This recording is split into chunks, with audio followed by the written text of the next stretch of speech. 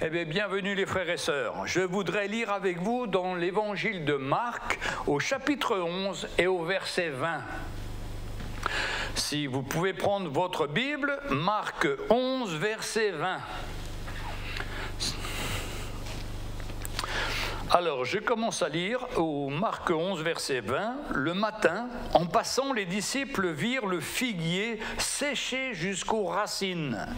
Pierre, se rappelant ce qui s'était passé, dit à Jésus, « Rabbi, regarde le figuier que tu as maudit a séché. » Jésus prit la parole et leur dit, « Ayez foi en Dieu, je vous le dis en vérité, si quelqu'un dit à cette montagne, « ôte-toi de là et jette-toi dans la mer, et s'il ne doute point en son cœur, mais qu'il croit que ce qu'il dit arrive, il le verra s'accomplir. Et lorsque vous êtes debout faisant votre... il le verra s'accomplir. C'est pourquoi je vous dis, tout ce que vous demanderez en priant, croyez que vous l'avez reçu et vous le verrez s'accomplir.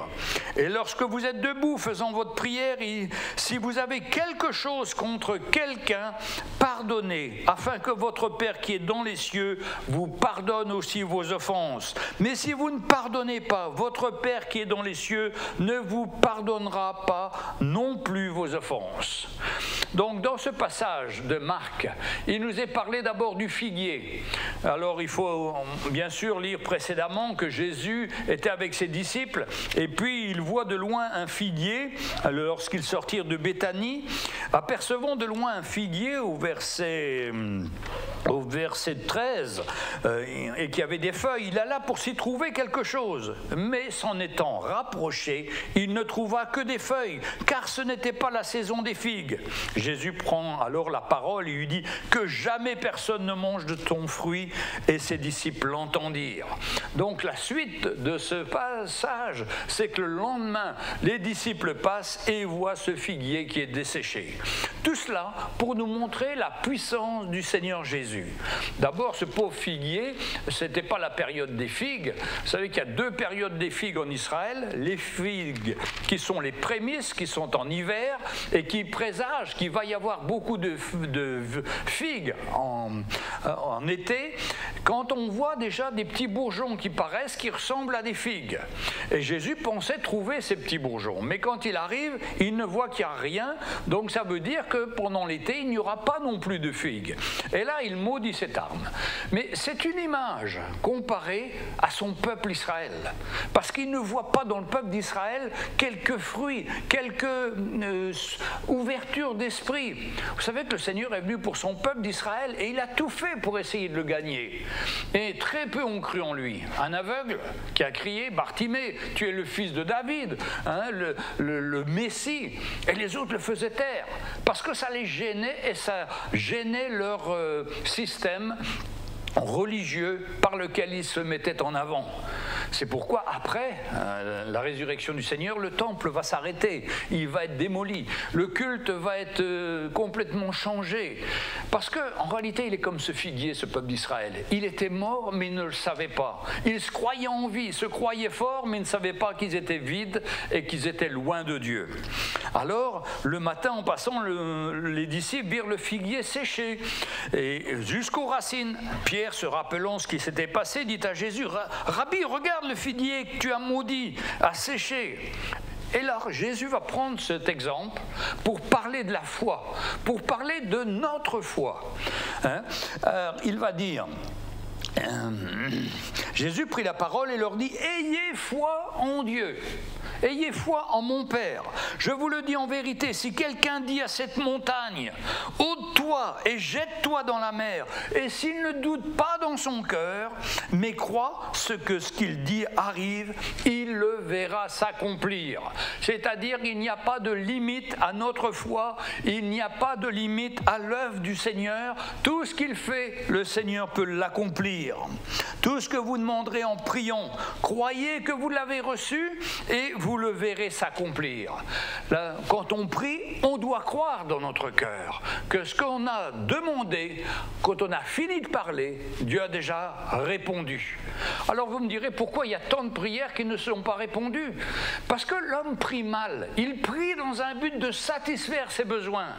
Notre prière à nous en tant que chrétiens, c'est prier pour l'Église, c'est prier pour les frères et sœurs, prier pour les situations, afin que la gloire du Seigneur soit manifestée, que l'Évangile gagne de plus en plus de cœurs, pas pour notre bien personnel. Le Seigneur s'en occupe de nos nécessaires, il pourvoit à nos besoins dans sa grâce, mais notre foi, elle doit être orientée dans le sens du royaume de Dieu, de l'Église du Seigneur, prier pour les serviteurs, prier pour ceux qui servent le Seigneur et le faire de tout notre cœur. Et Dieu est capable de rétablir, de faire des miracles, de faire des grandes choses. Alors, la deuxième condition qui nous est donnée là pour la prière, et lorsque vous êtes debout faisant votre prière, si vous avez quelque chose contre quelqu'un, pardonnez, afin que votre Père céleste qui est dans les cieux vous pardonne aussi.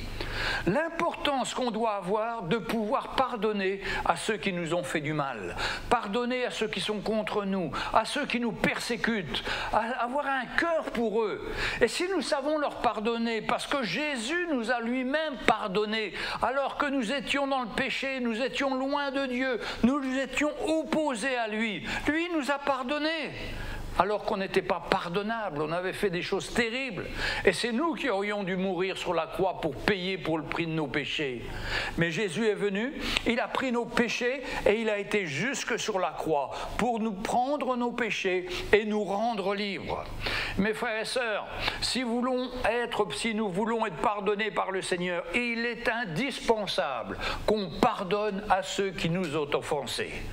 Et première situation de ceux qui peuvent nous offenser, c'est dans notre maison, c'est notre épouse, c'est notre conjoint, c'est nos enfants. Nous devons relâcher en permanence le pardon.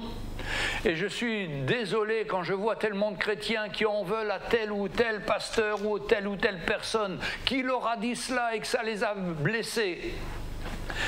Et quand on est blessé, on reste dans l'amertume, on a de la haine dans notre cœur. Et le Seigneur ne nous pardonne pas nos propres péchés. Et si bien qu'il y a comme un fardeau qui arrive sur nous. On traîne des boulets, on traîne des valises, on traîne plein de choses qui ne sont pas la gloire du Seigneur. Alors que le Seigneur veut qu'on vive avec un cœur pur, avec un cœur libéré, qui s'attend à lui, qui fait confiance au Seigneur et qui est sans cesse renouvelé. La Bible nous dit que si nous confessons nos péchés, justement c'est un péché de retenir à quelqu'un, d'en vouloir à quelqu'un, eh bien si nous les confessons ces choses et que nous demandons pardon au Seigneur, le sang de Christ nous lave, nous purifie de tout péché et nous retrouvons la paix et la joie avec le Seigneur. C'est pourquoi il y a d'abord la foi, et puis il y a des fois cette attitude de cœur où on doit être dans un cœur propre, libre, dégagé contre personne. Je n'ai aucun problème avec personne. Mon cœur est pur. Et c'est là que je peux grandir. Je vois des milliers de chrétiens en France, des milliers, si ce n'est pas des millions, de chrétiens qui ont connu le Seigneur et qui aujourd'hui sont blessés, sont dans leur coin. Ils en veulent à tel homme de Dieu, ils en veulent à tel ancien, ils en veulent à telle personne, parce qu'on leur a dit quelque chose. Frères et sœurs, vous n'irez pas plus loin comme ça. Si vous ne venez pas demander pardon et vous libérer, nettoyer votre cœur, vous aurez toujours de l'amertume. Et l'amertume, ça pèse lourd et ça a des conséquences terribles dans notre vie spirituelle. Mais quand on revient au Seigneur, quand on entend l'appel de l'amour du Seigneur qui nous rappelle que lui, il a tout payé pour nous, qu'il a porté sur la croix toutes ces choses, toutes ces blessures qu'on peut avoir, et quand on vient au Seigneur, le Seigneur efface tout ça, le Seigneur nous libère. Et bien sûr, on doit avoir le cœur pur à nouveau et de ne plus rien avoir contre son frère et contre sa sœur. Et si le Seigneur nous a libérés, nous sommes des hommes libres.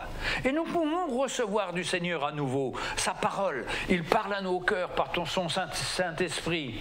Autrement, on est lourd, on est fatigué, on voit tout négatif. Mais quand le Seigneur nous pardonne, on devient libre et on devient libre pour servir le Seigneur de tout notre cœur. Et là, les miracles peuvent venir. Et là, la grâce de Dieu peut se manifester. Alléluia. C'est merveilleux quand on laisse le pardon du Seigneur agir en nous. C'est pour ça la parole de Dieu, elle nous dit, dans Proverbe 4, verset 23, Proverbe 4, verset 23.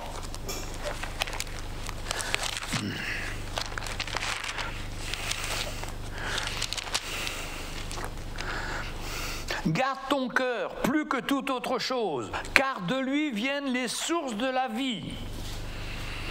Et garde ton cœur plus que toute autre chose, car c'est lui, car de lui viennent les sources de la vie. Nous sommes appelés à avoir toujours ce cœur propre. C'est le cœur, c'est le siège de sa personnalité, de son intelligence, de ses sentiments, de ses désirs, de sa volonté. C'est le siège de notre vie. C'est là où là il y a nos convictions, nos valeurs. C'est du cœur que proviennent les bonnes et les mauvaises dispositions. Ce que je pense, ce que je dis et ce que je fais, nous dit Seigneur, tout ça vient de notre cœur. L'homme bon tire de bonnes choses du bon trésor de son cœur, et le méchant tire de mauvaises choses de son mauvais trésor, car c'est de l'abondance du cœur que la bouche parle. Luc chapitre 6, verset 45. Alléluia. Dans Matthieu aussi au chapitre 15 verset 19, il nous est dit « C'est du cœur que viennent les mauvaises pensées, les meurtres, les adultères, les impudicités, les vols, les faux témoignages, les calomnies. » Donc c'est le cœur qui est le centre, le siège du mal. Donc il est tellement important de nettoyer son cœur, d'avoir toujours un cœur propre. Jérémie, le prophète, nous dit dans Jérémie 17 au verset 9, notre cœur, il est tortueux par-dessus tout et il est méchant. Vous savez ça, mes frères et sœurs, que notre cœur à nous, il est tortueux et il est méchant, et il a besoin d'être canalisé, il a besoin d'être scruté pour qu'on puisse faire les bonnes choses et non pas les mauvaises choses. Vous savez, la parole que Dieu nous donne, elle vient de notre cœur. Et aujourd'hui, nous sommes dans un temps où il y a des paroles qui ont été données et qui ont fait beaucoup de mal, qui ont blessé des gens. Et cette parole, l'homme était très fier de l'annoncer, mais elle était comme pour nous un boomerang pour notre pays. Et ces problèmes reviennent encore plus fort. Alors que la parole de Dieu nous dit qu'il faut réfléchir avant de parler. Il ne faut pas user plein de paroles, mais il faut avoir un cœur qui soit propre pour pouvoir annoncer la vraie parole du Seigneur, pour pouvoir avoir un cœur comme le Seigneur. Et là, je vais vous montrer un exemple concret, comment Jésus va être interrogé par les pharisiens pour essayer de le coincer. Et c'est la suite du chapitre 11 de Marc, quand Jésus se rend à Jérusalem dans le temple. Et c'est très intéressant de regarder comment Jésus a répondu à ses détracteurs. Je vous dis ça parce que c'est nous-mêmes comment nous devons répondre à ceux qui s'opposent à nous. Il y a beaucoup de personnes qui me téléphonent en me disant « Oh, mon mari me fait la guerre parce que je ne crois pas à la prédestination, je ne crois pas à l'évolution des espèces selon Darwin. » Et donc, la personne dit « Qu'est-ce que je dois lui répondre ?» Moi, je dis, il ne faut pas rentrer dans ces débats-là. Il faut prier pour ton mari. Il faut s'attendre au Seigneur. Ça ne sert à rien, on n'est pas là pour prouver. Bien sûr, nos ennemis nous persécutent. Mais la Bible nous dit qu'on doit les aimer, qu'on doit éviter ce genre de choses. Et il parle même que la femme doit gagner son mari par sa tenue et par sa vie chaste et réservée. Et elle va gagner le cœur de son mari. Il n'est jamais dit que la femme va gagner son mari par la réponse à ses questions ou à son opposition. Non, ça c'est le terrain de l'ennemi. Dieu nous demande d'avoir un cœur. Et il faudrait avoir ce cœur comme le Seigneur nous a eu. Lisons ces passages. Verset 27 de Marc 11. Ils se rendirent de nouveau à Jérusalem. Et pendant que Jésus se promenait dans le temple, les principaux sacrificateurs, les scribes, les anciens vinrent à lui et lui dirent « Par quelle autorité fais-tu ces choses? Et qui t'a donné l'autorité de les faire ?» Ça, c'est suite à ce que Jésus avait chassé au verset 15, les vendeurs du temple, tous ceux qui trafiquaient dans le temple et qui avaient fait de la maison de Dieu une maison de commerce. Elle lui dit « Mais quelle autorité fais-tu ces choses? Qui t'a donné l'autorité de les faire ?» Père. Jésus leur répondit, je vous adresserai aussi une autre question. Répondez-moi et je vous dirai par quelle autorité je fais ces choses. Verset 30, le baptême de Jean. Venait-il de Dieu? Venait-il du ciel ou des hommes? Répondez-moi. Mais ils raisonnèrent ainsi entre eux. Si nous répondons du ciel, il dira, pourquoi donc n'avons pas cru en lui? Et si nous répondons des hommes, ils craignaient le peuple, car tous tenaient réellement Jean pour un prophète. Alors ils répondirent à Jésus, nous ne savons. Et Jésus leur dit, moi non plus, je ne vous dirai pas par quelle autorité je fais ces choses. Vous voyez, on interroge Jésus et on lui dit par quelle autorité? Avant, les disciples, les pharisiens, les sadducéens l'avaient accusé d'avoir l'autorité de Belzébuth, c'est-à-dire de l'ennemi, que Jésus avait l'autorité de l'ennemi. Bien sûr que c'était faux. Jésus a l'autorité de son Père. Il leur a dit plusieurs fois, tout ce que je fais, c'est le Père qui me donne de le faire. Mais eux, ils ne veulent pas croire.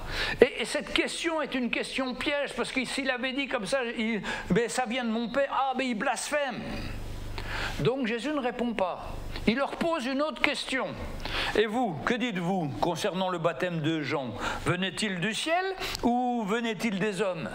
Et là, les gars commencent à réfléchir et disent, si on dit que c'est du ciel, on nous dira pourquoi tu ne l'as pas accepté, pourquoi ne l'avez-vous pas cru en lui? Et si nous disons des hommes, parce que tous les hommes avaient une représentation de Jean-Baptiste comme un envoyé de Dieu, comme le dernier prophète, il dira, mais les hommes vont être contre nous. Alors il répondira à Jésus, nous ne savons. Eh bien Jésus lui dit, moi aussi, je ne vous dirai pas par quelle autorité je fais ces choses. Voyez la réponse du Seigneur. Il ne va pas au conflit, il répond par une autre question. Et cette autre question, ils ne peuvent pas eux-mêmes répondre, donc ils ne répondent pas. Et puis, voilà, Jésus va leur raconter au chapitre 12. Vous savez, les chapitres de la Bible, ils étaient tous les uns à la suite des autres. C'est simplement au temps de l'imprimerie qu'il a fallu mettre des versets, couper les chapitres. Mais tout ça, c'est la suite. Jésus se mit ensuite à leur parler en parabole. Un homme planta une vigne. Il l'entoura d'une haie, creusa un pressoir et bâtit une tour. Puis il la ferma à des vignerons et quitta le pays. Au temps de la récolte, il envoya un serviteur vers les vignerons pour recevoir d'eux une part du produit de la vigne. S'étant saisi de lui, ils le battirent et le renvoyèrent à vide. Il envoya de nouveau vers eux un autre serviteur, mais ils le frappèrent à la tête et le tuèrent. Mais plusieurs d'autres, ils battirent et tuèrent. Il envoya encore son fils. Il envoya vers eux le dernier en disant, ils auront du respect pour mon fils. Mais ces vignerons dirent entre eux, voici l'héritier, venons, tuons-le, et l'héritage sera à nous. Et ils se saisirent de lui, le tuèrent et le jetèrent hors de la vigne. Maintenant, que fera le maître de la vigne? Il viendra, fera périr les vignerons, et il donnera la vigne à un autre. Jésus, à travers cette parabole, va raconter une histoire qui sûrement s'est passée, mais qui illustre ce que Dieu a fait pour son peuple. Un homme planta une vigne. L'homme, là, c'est Dieu. La vigne, c'est le peuple d'Israël. Il y a beaucoup de passages dans la Bible où on représente le peuple d'Israël comme la vigne du Seigneur. On représente aussi les oliviers, qui sont une image aussi des plantations d'oliviers, qui sont aussi le peuple d'Israël. Alors, il n'a pas fait que poser son peuple, le planter. Il a entouré d'une haie pour qu'il soit protégé par sa grâce, protégé de ses ennemis. Il creusa un pressoir, c'est-à-dire il va faire un pressoir pour pouvoir presser les raisins, les fruits qui allaient sortir de cette vigne. Et puis, il bâtit une tour. C'est pour surveiller les ennemis qui sont au loin, pour les protéger. Et il fait tout ce qui est nécessaire. Puis, il l'afferma à des vignerons et quitta le pays. L'affermir, ça veut dire il a loué à des vignerons qui a été toujours convenu qu'ils allaient donner une partie de la vigne au maître, et puis eux, ils allaient garder en général les 2 tiers. 1 tiers était pour le maître, 2 tiers était pour ceux qui avaient travaillé la vigne. C'est ce qu'on appelle le fermage. C'est ce qui en France existe. Beaucoup d'agriculteurs ne sont pas propriétaires de leurs terres. Ce sont des hommes riches qui sont propriétaires des terres et eux les exploitent. Et la convention autrefois, c'était 1 tiers, 2 tiers. Maintenant, le gouvernement a légiféré là-dessus et a donné tous les ans un chiffre spécifique qui est calculé en fonction de la qualité de la terre, en fonction des saisons, des endroits où ça se trouve, et il a donné un chiffre qui représente ce fermage. Donc, parce que c'était toujours des sujets de contestation, évidemment. Alors, voilà que cet homme qui a tout fait, Dieu a tout fait pour son peuple. Il leur a tout donné pour qu'il puisse réussir, avoir des fruits. Et malheureusement, quand ça a été le temps de la récolte, eh bien, il envoya un serviteur vers les vignerons pour recevoir une part du produit de la vigne, ce qu'il devait au maître. S'étant saisi de lui, ils le battirent et le renvoyèrent à vide. Il envoya de nouveau vers eux un autre, et ils le frappèrent à la tête et l'outragèrent. Tous ces hommes, ce sont les prophètes que Dieu a envoyés au cours des temps pour ramener le peuple d'Israël dans le plan de Dieu et qu'ils puissent s'épanouir, vivre dans cette vigne que Dieu avait construite pour eux afin qu'ils soient heureux. Et puis plusieurs autres qu'ils battirent et qu'ils tuèrent. Ils ont tué les prophètes, ils ont fait taire ceux qui annonçaient la parole de Dieu. Et il avait encore un fils bien-aimé, c'est lui, Jésus-Christ. Il en envoya vers eux le dernier en disant « Ils auront du respect pour mon fils ». Mais ces vignerons dirent entre eux, « Voici l'héritier, venons, tuons-le, et l'héritage sera à nous. » Effectivement, quand une personne n'avait plus de serviteurs, il n'avait plus d'enfants, eh bien, c'était celui, le premier qui réclamait la vigne, qui en devenait le possesseur. Et ils se saisirent de lui, le tuèrent et le jetèrent hors de la vigne. Mais maintenant, que fera le maître de la vigne? Il viendra et il fera périr les vignerons et il donnera la vigne à d'autres. Et vous savez qui sont ces autres? C'est nous, c'est l'Église du Seigneur. Ceux qui n'étaient pas juifs, qui n'étaient pas de la promesse d'Israël. Dieu a appelé un nouveau peuple et il nous a confié sa vigne. Il nous a confié sa responsabilité à faire connaître son nom sur toute la terre.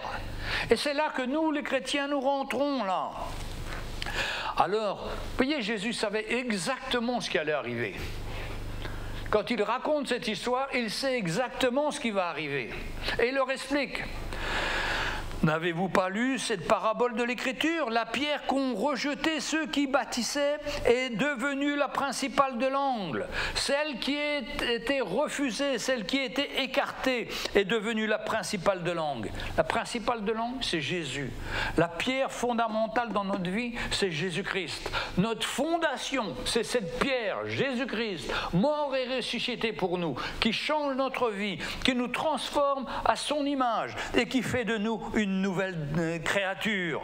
Eh bien, cette pierre, elle est devenue la principale de l'angle. C'est par la volonté du Seigneur qu'elle est devenue. Et ça, c'est un prodige à nos yeux. Alors ils se saisirent de lui, mais ils craignaient la foule. Ils avaient compris que c'était pour eux que Jésus avait dit cette parabole, et ils le quittèrent et s'en allèrent. Vous voyez, cette histoire me plaît beaucoup parce que c'est l'histoire de la vie de Jésus, mais c'est aussi un style d'histoire comme le prophète Nathan a raconté au roi David quand le roi David était dans le péché. Au lieu de lui dire « David, tu as péché, tu as été avec Bathsheba », non, il lui raconte cette histoire de cet homme qui est arrivé un soir chez un ami et qu'il a été tué la brebis d'un de ses voisins à la place parce qu'il n'avait pas de quoi lui donner à manger. Et David, quand il entend cette histoire, il dit « Cet homme mérite la mort ». Et le prophète lui dit « Cet homme, c'est toi ». Et David se repent, parce que David avait le cœur comme le Seigneur. Et ce peuple d'Israël, quand il a entendu ces pharisiens, ils auraient dû faire comme David. Ils auraient dû se repentir et dire « Oui, tu parles de nous, Seigneur, oui, je comprends, Seigneur. Tu nous as toujours donné le meilleur, tu nous as donné la vigne qui avait tout fait pour qu'on soit heureux, pour qu'on soit un peuple mis à part, protégé, un peuple prospère. Eh bien, nous avons tué tes prophètes, nous allons même tuer ton fils. » Ils auraient pu se repentir, mais ils n'ont pas voulu, trop fiers d'eux-mêmes. Alors mes frères et sœurs, si on a encore un petit peu le temps, on continue au verset 13. Un autre exemple où ils veulent coincer Jésus. Et vous voyez, parler en parabole, c'est pour ça que les petites histoires, pour moi c'est important, parce qu'on peut donner des vérités bibliques en racontant une petite histoire, et puis cette petite histoire, les gens se reconnaissent dedans. Et se disent, ben, je suis comme ça, et j'ai besoin du Seigneur. Mais je ne suis pas là pour faire de la publicité pour mes histoires. Alors, passons à Marc 12, verset 13. Encore un moment où ces pharisiens, ces sadducéens, ces hérodiens viennent pour surprendre Jésus par ses propres paroles. Ils envoyèrent auprès de Jésus quelques-uns des pharisiens et des hérodiens afin de le surprendre par ses propres paroles. Ils vinrent lui dire, « Maître, nous savons que tu es vrai et que tu ne t'inquiètes de personne, car tu ne regardes pas l'apparence des hommes. Et tu enseignes la voie de Dieu selon la vérité. Est-il permis de payer le tribut à César ?» Alors là, ils veulent coincer le Seigneur. Parce que si le Seigneur avait dit non, il ne faut pas payer le tribut à César, eh bien, il l'aurait dénoncé aux Juifs comme un révolutionnaire qui ne veut pas payer la part qu'il doit à César, ce tyran qui était propriétaire, enfin, en quelque sorte, qui avait envahi la Palestine et à laquelle ils étaient soumis, et ils devaient payer ça comme un impôt. Et sur la pièce, il y avait la couronne de César, et il demandait d'être adoré par les Juifs. Et les Juifs ne pouvaient pas adorer un homme. Ils voulaient adorer Jésus seul, ou Dieu le Père. Devons-nous payer ou ne pas payer? Jésus connaissant leur hypocrisie.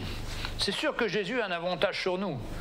Il connaît exactement ce qu'il y a dans le cœur de ses ennemis. Mais nous aussi, le Seigneur veut nous éclairer. Des fois, on a des situations, on sent la motivation de la personne qui vient pour vous attaquer, pour se mettre contre vous, pour se moquer de votre foi. On sent cette attitude. Et on doit être prudent aussi. Et on doit chercher la réponse du Seigneur. Alors Jésus, connaissant leur hypocrisie, leur répondit, « Pourquoi me tentez-vous? Apportez-moi un denier, afin que je le voie. » Ils en apportèrent un, et Jésus leur demanda, « De qui portent-ils l'effigie et l'inscription ?» ?»« Ah ben de César, lui répondit-il. Alors il leur dit, « Rendez à César ce qui est à César, et à Dieu ce qui est à Dieu. » Et ils furent à son égard dans l'étonnement. Alléluia. Frères et sœurs, Jésus encore la répond d'une façon extraordinaire. Il regarde cette pièce et il dit, ben ça à César. Allez, rendez ça à César et payez, donnez à César. Mais il dit surtout, rendez à Dieu ce qui est à Dieu. Vous les pharisiens, vous les sadducéens, vous tous les hommes, vous devez mettre le Seigneur en premier, vous devez l'honorer, vous devez que votre vie soit basée sur le Seigneur, sur la révélation de la mort et la résurrection du Seigneur. Tous les prétextes sont bons pour ramener la lumière, pour que la lumière puisse percer dans leur cœur. Et mes frères et sœurs, quand on est attaqué par ceux qui nous font du mal, ne répondons pas la fleur au fusil, qu'un grand sourire, et puis on va sortir quelque chose qui n'est pas bon. Plutôt, apprenons à garder notre bouche, à bouger notre langue, cette fois dans notre bouche avant de parler. Dis, Seigneur, qu'est-ce que tu veux que je dise? Donne-moi ta parole, Seigneur. Donne-moi un mot de ta part, et que je puisse avoir une réponse qui va le mettre face à sa situation, et qui ne va pas sentir une accusation contre lui, qui ne va pas sentir que je veux me battre avec lui. Non, non, mais que ton amour, Seigneur, puisse le toucher. Frères et sœurs, je veux vraiment encourager tous ceux et toutes celles qui passent par la persécution dans leur foyer, dans leur maison, auprès de leurs voisins. Il ne faut pas vivre comme ça. Il faut vivre dans la paix avec tout le monde. Il faut garder son cœur et il faut pardonner. Ils ne savent pas ce qu'ils font, Seigneur. Pardonne-leur. Alléluia. Alors, on continue verset 18, les Sadducéens qui disent il n'y a point de résurrection viennent auprès de Jésus et lui posèrent cette question. Maître, voici ce que Moïse nous a prescrit. Si le frère de quelqu'un meurt et laisse une femme sans avoir d'enfant, son frère épousera sa veuve et suscitera une postérité à son frère. Or, il y avait 7 frères. Le premier se maria et mourut sans laisser de postérité. Le second prit la veuve pour femme et mourut sans laisser de postérité, après le 3e, 4e, 5e, et aucun des 7 ne laissa de postérité. Après eux tous, la femme mourut. À la résurrection, duquel d'entre nous sera-t-elle la femme? Car les 7 l'ont eu pour femme. Ah, les questions pièges, les frères et sœurs. Les questions bêtes, les questions pièges. Mais Jésus ne se démonte pas, il leur répondit, n'êtes-vous pas dans l'erreur? Parce que vous ne comprenez ni les Écritures, ni la puissance de Dieu. Parce que vous restez à la lettre, vous restez au mot. Car à la résurrection des morts, les hommes ne prendront point de femmes, ni les femmes de mari, mais ils seront comme les anges dans les cieux.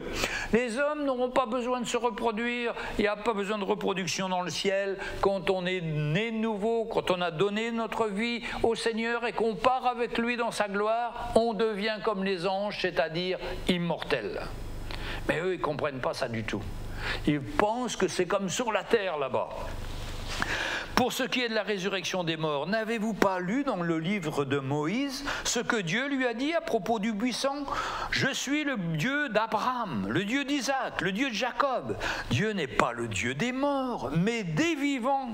Et vous êtes grandement dans l'erreur, parce que là-bas, ils vivent avec le Seigneur. Ils sont dans la présence de Dieu. Mais Dieu n'est pas le Dieu des morts, mais le Dieu des vivants. Vous êtes grandement dans l'erreur. Frères et sœurs, qu'on puisse avoir la réponse à la parole que le Seigneur veut nous donner à chacun quand on a toutes ces questions qui nous viennent, toutes ces oppositions qui nous viennent de la part des hommes, et qu'on puisse avoir une réponse qui soit assaisonnée de sel, comme dit la parole. Vous voyez, il y a beaucoup de choses où on parle beaucoup, mais il faut mieux se taire et puis donner une réponse qui soit assaisonnée de sel et qui amène une grâce à la personne qui entende. La parole de Dieu nous encourage à nous exhorter réciproquement, pas à nous dire des mauvaises choses, pas à nous faire des critiques, pas à amener la critique dans l'Église, mais avoir un cœur pur pour donner toujours un encouragement à mes frères et à mes sœurs. C'est vrai que l'Église n'est pas parfaite. Tant qu'il y aura des hommes, ça ne sera jamais parfait. Mais à quoi ça sert de soulever les petits problèmes qu'il peut y avoir, des tout petits problèmes, comparés aux grandes bénédictions que Dieu veut nous accorder? Moi, j'ai décidé que ma bouche, je veux parler pour le Seigneur, pour que ce soit une édification, pour que ce soit une grâce qui soit communiquée. Bien sûr, je ne suis pas parfait, j'ai encore des choses qui sortent des fois, dont j'ai honte après, mais j'ai besoin de me repentir. Mais quand je me repens, le Seigneur me libère, je suis libre et je peux marcher dans la liberté. Dernièrement, j'ai rencontré des pasteurs qui avaient des paquets contre des frères. Des paquets, des choses extraordinaires qui reprochaient d'il y a 20 ans, des idées qu'ils s'étaient fait. Frères et sœurs, on ne peut pas être un pasteur et apporter la parole de Dieu dans la liberté de l'esprit s'il y a quelque chose dans notre cœur contre un frère, contre une sœur, contre une situation qu'il y a eu il y a une semaine, il y a 3 semaines, il y a 1 mois, il y a 10 mois, il y a 15 ans. Non, on doit être libre. Et le Seigneur nous appelle à être libres. Et le Seigneur fait de nous des hommes libres. Si nous restons avec nos fardeaux, avec notre amertume, avec nos rancunes contre les gens, on ne pourra pas servir le Seigneur. Et on n'aura pas la parole du Seigneur. Et on aura toujours une parole avec un doute, avec une méfiance, parce qu'il m'a fait ça. Mais non, mais c'est fini qu'il t'a fait ça. Pardonne-le, relâche-le, et tu seras libre. Ce qui est terrible, c'est celui qui a fait, par exemple, une bêtise. Il va demander pardon au Seigneur. Le Seigneur va le pardonner. Et lui n'aura plus de conséquences. Par contre, son pasteur qui l'a vu et qui lui a reproché et qui ne veut pas lui pardonner, lui, il va rester handicapé toute sa vie. Tout son ministère va être handicapé. Mais s'il est libre, il est libre. Et Dieu nous appelle à être libres. Et l'œuvre de la croix, c'est la grâce qu'on a, mes frères et sœurs, de venir sans cesse au pied de la croix du Seigneur et de dire: Seigneur, non, c'est pas bon que je garde ça dans mon cœur, c'est pas bon que j'ai de l'amertume, c'est pas bon que j'en veux à tel ou tel frère. Seigneur, je te remets ça, parce que toi tu l'as pardonné, pourquoi moi je le pardonnerai pas? Et tu me dis, si je lui pardonne pas, tu me pardonneras pas non plus. Mais j'ai tout à y perdre. Alors Seigneur, je m'humilie, je te demande pardon, et je veux vraiment avoir un cœur pur à l'égard de quiconque. Et ce matin, mes frères et sœurs, si le Seigneur vous a parlé, eh bien, humiliez-vous devant le Seigneur, priez devant le Seigneur. Vous serez les premiers au bénéfice. Vous serez les premiers à être libérés, les premiers à être reconnaissants au Seigneur pour ce qu'il a fait dans votre vie, parce qu'il nous rend libres. C'est trop dur de marcher avec des fardeaux, avec des colis sur notre dos, avec des poids sur notre dos. C'est tellement mieux de vivre dans la liberté du Seigneur. Et c'est à cela que nous sommes appelés. Alors, je vais prier avec vous et m'attendre au Seigneur avec vous pour que le Seigneur vous rende libre à l'instant même. Seigneur, je te prie pour chacun de mes frères et de mes sœurs, pour toute rancune, pour toute amertume qu'il y aurait dans le cœur de chacun. Seigneur, nous voulons te les déposer au pied de la croix, parce que sur la croix, Seigneur, tu es mort pour ça, pour nous libérer, pour nous rendre libres. Seigneur, je te prie pour que chacun, si quelqu'un est chargé ce matin, qu'il crie à toi, qu'il dit, Seigneur, je te demande pardon. Seigneur, libère-moi de cette haine que j'ai eue contre telle personne, ou cette amertume, ou ce petit truc que j'ai pardonné mais j'ai pas oublié. Non, Seigneur, libère-moi totalement, Seigneur. Je viens à toi et je veux ressortir avec un cœur libre, m'attendant à toi, sachant, Seigneur, que tu pourras m'inspirer par ton Saint-Esprit pour me donner ta parole quand il y aura une situation difficile, parce que mon cœur est propre et que je suis ton enfant, Seigneur, et que je veux te servir de tout mon cœur. Merci, Seigneur Jésus. Manifeste ta grâce dans ma vie. Rends-moi libre, Seigneur. Merci, Seigneur, parce que quand nous te demandons quelque chose qui est dans ta volonté, tu nous l'accordes. Alors, merci, Seigneur, de nous libérer, de libérer chacun de mes frères et de mes sœurs qui ont fait cette prière sincèrement et qui s'attendent à toi. Gloire à ton nom, Seigneur Jésus. Amen.